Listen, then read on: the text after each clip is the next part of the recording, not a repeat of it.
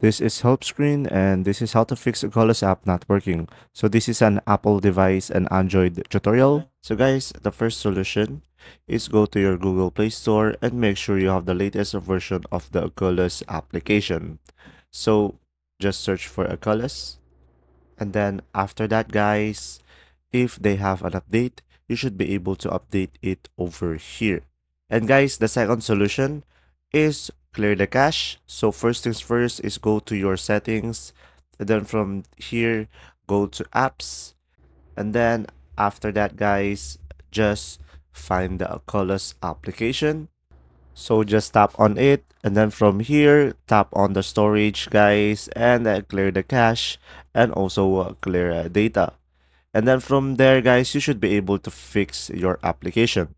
If this solution doesn't work, the last option that you have is try reinstalling the application. So first, uninstall the app, and then after that, just go back to the Google Play Store and install it again. And then from there, guys, you will be able to fix your Oculus application. And there you go. That's how to fix Oculus app not working. If this video was helpful, please like and subscribe. And thanks for watching, guys. See ya.